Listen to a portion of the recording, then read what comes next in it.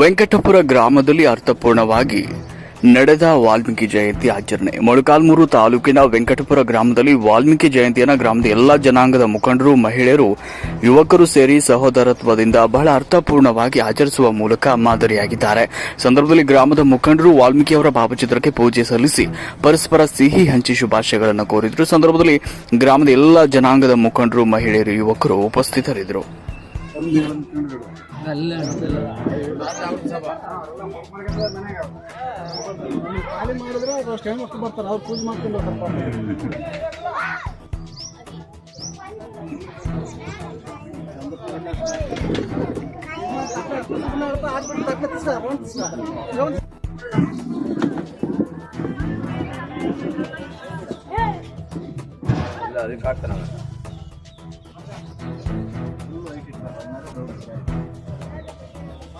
ರಾಮಣ್ಣ ಕರ್ಮ ಮುಂದೆ ಬಾಣ ವಿಡಿಯೋ ಮಾಡ್ತಾನೆ.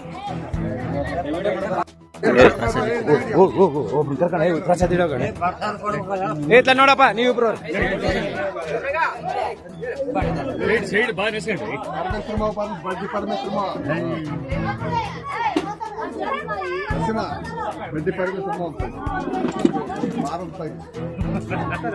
ಮಾಮೂಲ್ತಾಗ ಇಲ್ಲ ವಿಡಿಸಿ